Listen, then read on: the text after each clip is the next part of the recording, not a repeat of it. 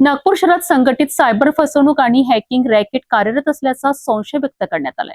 दक्षिण नागपूरचे आमदार मोहन गोपाळराव मते यांनी पोलीस आयुक्त विश्वास नांगरे पाटील यांच्याकडे या प्रकरणाची सखोल आणि निष्पक्ष चौकशी करण्याची मागणी केली आहे।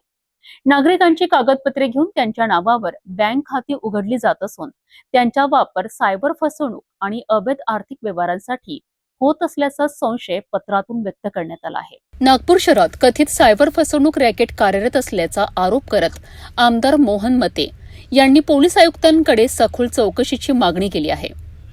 वर्धमान नगर, खामला आणि जरीपटका परिसरातील काही व्यक्ती या कथित रॅकेटमध्ये सहभागी असल्याची माहिती नागरिकांकडून मिळाल्याची आमदार मते यांनी पोलीस आयुक्तांना दिलेल्या पत्रात नमूद केले आहे। आर्थिकदृष्ट्या दुर्बल, अशिक्षित किंवा अनभिन्न नागरिकांची वैयक्तिक कागदपत्रे विविध कारणांनी ताब्यात घेऊन त्यांच्या नावावर बँक खाती उघडली जात असल्याचा संशय व्यक्त करण्यात आला आहे। या खात्यांचा वापर ऑनलाईन फसवणूक, अवैध आर्थिक व्यवहार, गेमिंग आणि गॅम्बलिंगशी संबंधित व्यवहार, हवाला तसेच मनी लॉन्ड्रिंगसाठी होत असल्याची माहिती मिळाल्याचा दावा पत्रात करण्यात आला आहे। या बँक खात्यांचा वापर देशविघातक किंवा दहशतवादी कारवायांशी संबंधित आर्थिक व्यवहारांसाठी झाला आहे का, याचीही तपासणी करण्याची मागणी आमदार मते यांनी केली आहे। प्रतापनगर पोलिसांनी अलीकडे अटक केलेले संतोष चेतवानी आणि विक्की वाघमारे यांचा या कथित रॅकेटशी संबंध आहे का, तसेच दिल्ली, राजस्थान आणि इतर राज्यांतील सायबर गुन्हेगारीशी संबंधित व्यक्तींशी त्यांचे संबंध आहे का, याची चौकशी करण्याची मागणी करण्यात आली आहे। सायबर पोलीस, आर्थिक गुन्हे शाखा आणि आवश्यक असल्यास केंद्रीय व राज्य यंत्रणांच्या समन्वयाने तपास करण्याची मागणी आमदार मते यांनी केली आहे। कथित रॅकेटचे सूत्रधार, आर्थिक व्यवहारांची साखळी, संबंधित बँक खाती, डिजिटल पुरावे आणि इतर संबंधित व्यक्तींचा शोध घेऊन दोषी आढळणाऱ्यांवर कायद्यानुसार कठोर कारवाई करावी अशी मागणी करण्यात आली आहे। मात्र पत्रातील आरोप आणि संशय हे चौकशीची मागणी म्हणून मांडण्यात आले असून त्यांची स्वतंत्र पुष्टी झालेली असल्याचे स्पष्ट झालेले नाही।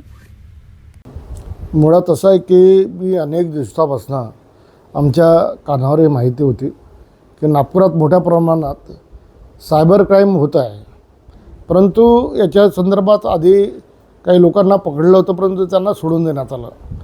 आणि ज्यावेळेस आता 3-4 दिवसापूर्वी हा प्रश्न परत उजेडात आला, त्यावेळेस मी स्वतः जाऊन CP साहेबांशी भेटलो, त्यांना सांगितलं का अशा प्रकारचं सायबर क्राईम हे नागपुरात होत आहे आणि नागपुरातच नाही तर त्याचा व्याप त्याचा राजस्थान, गोवा, गुजरात, मध्य प्रदेश वेगवेगळ्या प्रांतात याचा व्याप झालेला आहे। आणि त्याच्यामुळं जेव्हा मी आज परत पेपरमध्ये वाचलं की गोव्याला यांनी रेड टाकली, गोव्याला 4 आरोपी त्यांना मिळाले। हा जो स्कॅम आहे हा फक्त पुरता मर्यादित नाही, तर हा स्कॅम पूर्ण भारतात जे मेजर सिटी आहे, मुंबई असो किंवा राजधानीचे शहरं असो, प्रत्येक राज्यातले त्या सगळ्या ठिकाणी मोठ्या प्रमाणात हा स्कॅम चालू आहे। आणि याच्यात मला असं वाटतं की म्हणजे ज्याला आपण म्हणतो गॅम्बलिंग स्कॅम राहू शकतो, त्याच्यानंतर वेगवेगळे स्कॅम, माधव ॲपसारखे त्याला हे करून हॅक करून हा स्कॅम राहू शकतो, किंवा हा जो स्नॅकर आहे ज्याने स्नॅक केला आहे याने पोलीस डिपार्टमेंटच्या काही लोकांना त्यावेळेस याने काही माहिती दिली की बा हे असं हॅक होते, तसं हॅक होते। आणि हा जो मेन माणूस आहे इथला, तर त्यांनी ते पोलीसवाल्यांना ट्रेनिंग दिलं, पण पोलीसवाल्यांना त्याच्या नावाकडे हा एवढं हॅक करू शकते तर हा हॅकर राहू शकते असा विचारही केला नसेल। परंतु आज जे लोक उजेडात येत आहे हे सगळे हॅकर्स हे या गँगमधले आहे।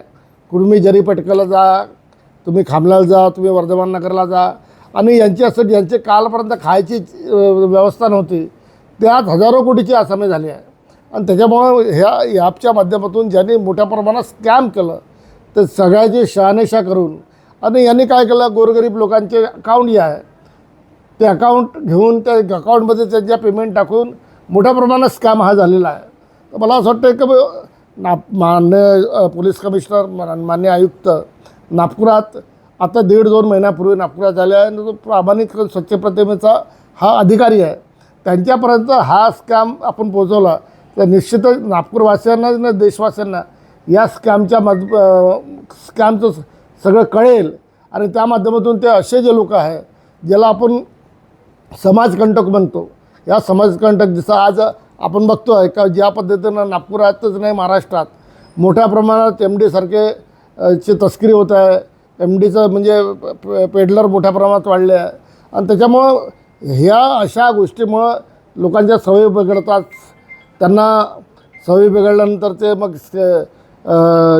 अशा प्रकारचे जे स्कॅम आहे ते त्या नशेच्या याच्यात ते स्कॅमही करतील आणि मोठ्या प्रमाणात लोकांची आणि देशाची लुटवणूक करतील अशी मला अपेक्षा असल्यामुळं मी CP साहेबांना निवेदन दिलं का हे ज्यांनी हे केलं आहे जे याच्यात इन्व्हॉल्व आहे त्या सगळ्यांना पांढरपेशा लोकांना सगळ्यांना बाहेर काढा, यांची तपासणी करा.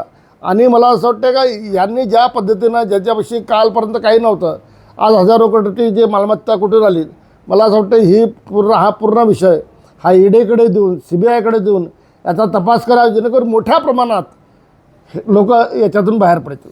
नागपूरमधील कथित सायबर फसवणूक रॅकेटच्या आरोपांवर आता पोलिसांच्या तपासाकडे लक्ष लागले आहे. आमदार मोहन मते यांनी या प्रकरणाची सर्वकष चौकशी करून दोषींवर कठोर कारवाईची मागणी केली आहे.